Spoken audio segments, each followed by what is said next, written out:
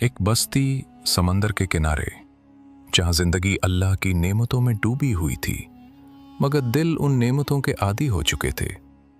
यहां रिस्क मुश्किल से नहीं मिलता था, यहां मछली तलाश नहीं की जाती थी, खुद चलकर किनारे आ जाती थी। और जो चीज आसानी से मिल जाए वो अक्सर शुक्र से खाली हो जाती है। ये समंदर हमेशा से यूं ही है, हमने तो कभी इसे खाली होते देखा ही नहीं।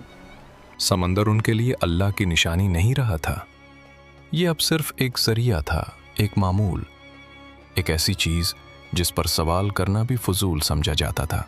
हर रोज मछली आती है, आज भी आएगी, कल भी आएगी, इसमें नया क्या है?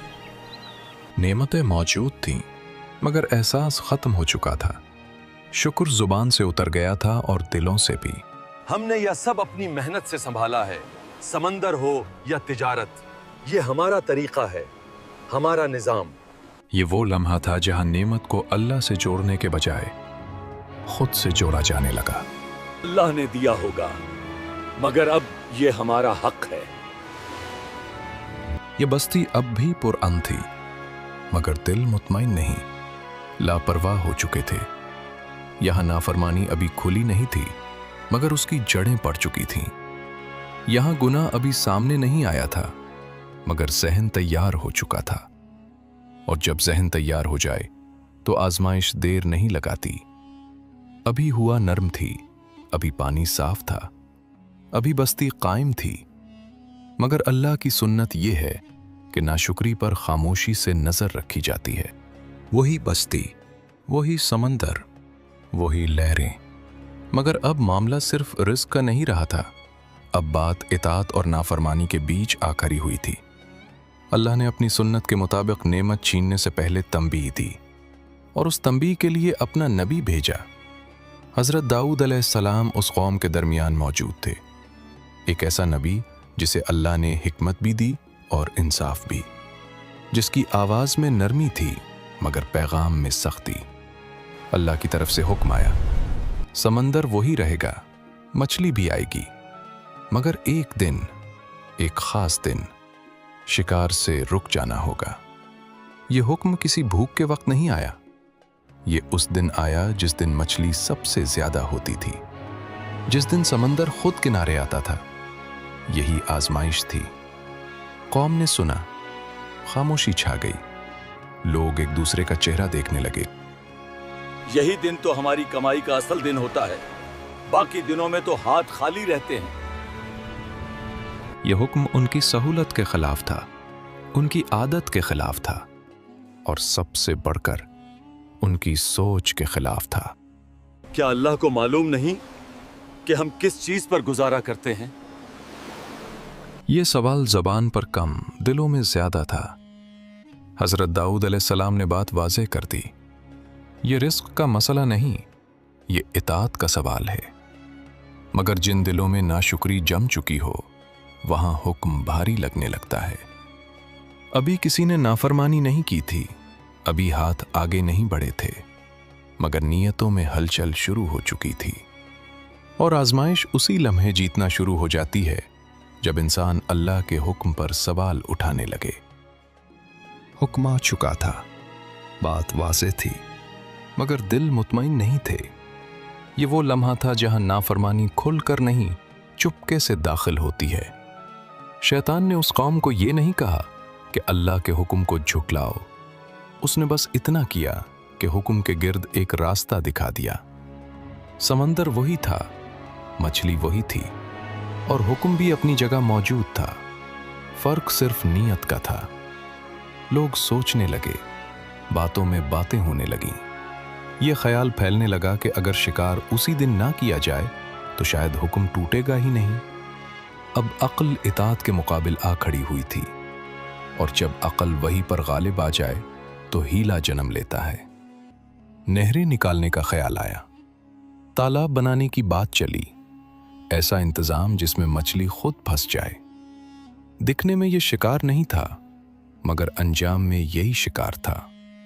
शैतान को यही चाहिए था कि नाफरमानी नजर ना आए। हम शिकार नहीं करेंगे, हम सिर्फ इंतजाम कर रहे हैं। یہ ایک جملہ ایک سوچ بن گیا، اور سوچ عمل سے پہلے انسان کو ہرا دیتی ہے۔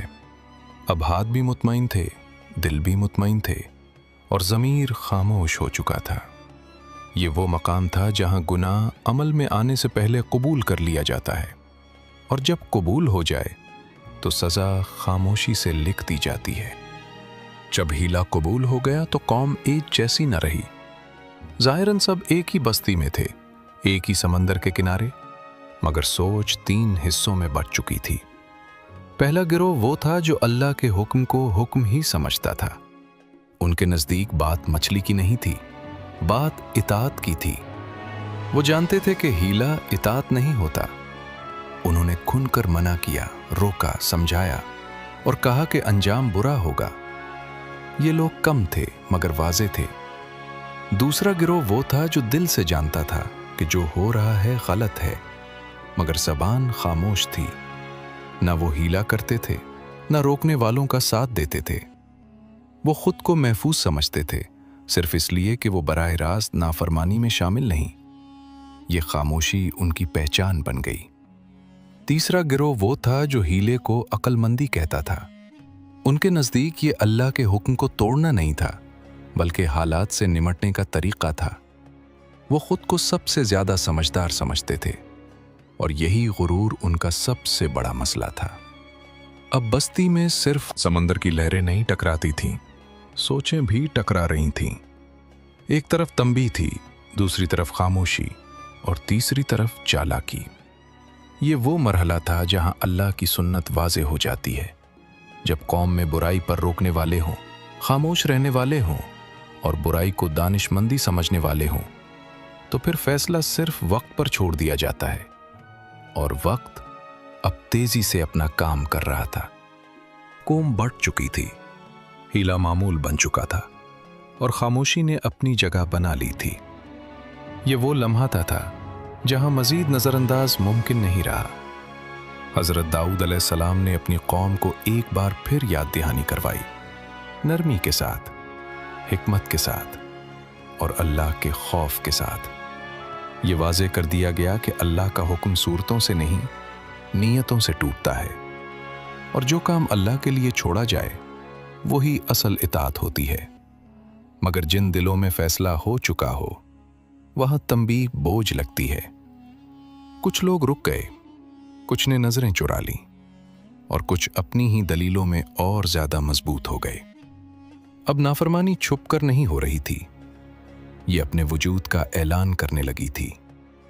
نہریں تیار تھیں، تالاب بھر چکے تھے، اور انتظار صرف ایک دن کا تھا۔ حضرت داؤد علیہ السلام نے اپنی ذمہ داری پوری کر دی تھی، پیغام پہنچا دیا گیا تھا، حجت قائم ہو چکی تھی۔ اب معاملہ سمندر اور مچھلی کا نہیں رہا تھا، یہ اللہ کے حکم اور انسانی چالاکی کے بیچ کھلا مقابلہ بن چکا۔ یہ وہ حد تھی جس کے بعد واپسی آسان نہیں ہوتی، اور جب نافرمانی تنبیہ کے بعد بھی جاری رہے تو پھر اللہ کی سنت حرکت میں آتی ہے۔ اب آسمان خاموش تھا، زمین خاموش تھی، اور سمندر اپنے وقت کا انتظار کر رہا تھا۔ جب بات زبان سے آگے بڑھ کر عمل تک پہنچ جائے تو پھر صرف سمجھانا کافی نہیں رہتا۔ جو لوگ اللہ کے حکم پر قائم تھے انہوں نے دیکھ لیا تھا کہ اب نصیحت اثر نہیں کر رہی، ہیلا مضبوط ہو چکا تھا، اور نافرمانی اپنے لیے جواز تراش چکی تھی۔ یہ لوگ جانتے تھے کہ برائی کے قریب رہنا صرف دیکھنے تک محدود نہیں رہتا، خاموشی آہستہ آہستہ حصہ بنا لیتی ہے۔ چنانچہ ایک فیصلہ کیا گیا، نہ غصے میں، نہ نفرت میں، بلکہ خوف خدا کے ساتھ۔ بستی کے اندر ایک حد قائم کی گئی، ایک دیوار۔ یہ دیوار صرف اینٹوں کی نہیں تھی، یہ رویوں کی تھی، یہ اطاعت اور نافرمانی کے بیچ کھینچی گئی لکیر تھی۔ ایک طرف وہ لوگ تھے جو ہیلے کو عقل مندی کہتے تھے، جو سمندر کو اپنی ملکیت سمجھ بیٹھے تھے، اور دوسری طرف وہ لوگ جو جانتے تھے کہ رزق اللہ کا ہے اور حکم کسی صورت میں ہلکا نہیں ہو سکتا۔ یہ علیحدگی کسی کمزوری کی علامت نہیں تھی، یہ ایک اعلان تھا کہ اب ہر شخص اپنے فیصلے کے ساتھ کھڑا ہوگا۔ हमने रास्ता अलग नहीं किया, हमने अंजाम अलग कर लिया है।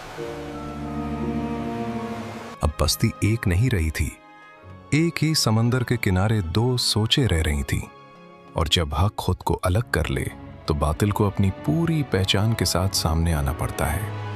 अब नाफरमानी किसी पर्दे में नहीं थी और अल्लाह की सुन्नत अब अगले मरहले के करीब थी। वो दिन आ पहुंचा जिसका इंतजार किया जा रहा था। समंदर वैसा ही था जैसे हमेशा होता था, बल्कि उस दिन और भी ज्यादा लबरेज। मछलियां चौक दर चौक किनारे के करीब आ रही थीं, जैसे आजमाइश खुद सामने आ खड़ी हुई हो। ये वही दिन था जिस दिन रुकने का हुक्म था, और यही वो दिन था जिस दिन रुकना सबसे मुश्किल लगा। नहरें खुली थीं, तालाब भर रहे थे और दिल पहले ही फैसला कर चुके थे। जाहिरन किसी ने जाल नहीं डाला, किसी ने हाथ आगे नहीं बढ़ाया, मगर हकीकत में सब कुछ हो चुका था। मछलियां फंस रही थीं, रास्ते बंद किए जा रहे थे और ज़मीर खामोशी से पीछे हट रहा था। ये अब चिपकी हुई नाफरमानी नहीं थी, ये खुली चालाकी थी। ऐसी नाफरमानी जो खुद को कानून के अंदर साबित करने की कोशिश कर रही थी। हमने हुक्म नहीं तोड़ा, हमने सिर्फ मौका इस्तेमाल किया है। ये जुमला हीले का ऐलान था, और ऐलान के बाद वापसी आसान नहीं रहती। दूसरी तरफ वो लोग जो अलग थे ये सब देख रहे थे। न रोकने की ताकत बाकी थी, न बोलने का फायदा। अब फैसला इंसान के हाथ में नहीं रहा था। सूरज गुरूब हुआ, रात आई और समंदर खामोश हो गया, लेकिन आसमान खामोश नहीं था। ये वो मरहला था जहां अमल अपनी सजा को खुद दावत देता है, और जब नाफरमानी खुले आम हो जाए तो फिर अल्लाह की सुन्नत देर नहीं करती। अगली सुबह सूरज निकला, मगर बस्ती नहीं जागी। न दरवाजे खुले, न कदमों की आहट सुनाई दी। वो गलियां जो हर रोज जिंदगी से भरी होती थीं, आज खामोश थीं। समंदर अपनी जगह मौजूद था, लहरें वैसे ही आ रही थीं, मगर फजा में कुछ बदला हुआ था। जो लोग अलग हो चुके थे उन्होंने ये खामोशी महसूस कर ली।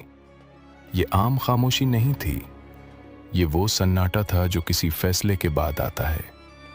किसी घर से धुआं नहीं उठा, किसी सहन में हरकत नहीं थी, न हंसी न आवाज। ये वो लोग थे जो कल तक अपनी चालाकी पर मुतमईन थे, आज उनके घरों के दरवाजे बंद थे। वक्त गुजरता गया, सूरज बुलंद हो गया, मगर बस्ती का वो हिस्सा अभी तक खामोश था। ये खामोशी डर में बदलने लगी, और डर सवाल बन गया। क्या ये सिर्फ इत्तेफाक है, या वही हो गया जिससे खबरदार किया गया था? कोई जवाब नहीं था, सिर्फ एक एहसास था कि अब मामला इंसान के बस से बाहर हो चुका है। ये वो लम्हा था जहां आंखें दरवाजों की तरफ देख रही थीं और दिल अंजाम की तरफ। और जब गुनाह अपने वक्त पर पहुंच जाए तो सजा खामोशी से दरवाजा खटखटाती है। अब अगला कदम खोला जाना था, और जो देखा जाने वाला था वो देखने वालों को जिंदगी भर के लिए बदल देने वाला था। आखिरकार इंतजार खत्म हुआ। कुछ लोग आहिस्ता आहिस्ता उस हिस्से की तरफ बढ़े जहां से सन्नाटा उठ रहा था। कदमों में झुझक थी और दिलों में खौफ। दरवाजों के करीब पहुंचकर उन्होंने आवाज दी। कोई जवाब नहीं आया। हाथ आगे बढ़े, कुंडियां खोली गईं और दरवाजे खुल गए। जो मंजर सामने आया वो अल्फाज से बाहर था। वो इंसान जो कल तक बोलते थे, सोचते थे, दलीलें देते थे, आज इंसान नहीं रहे थे।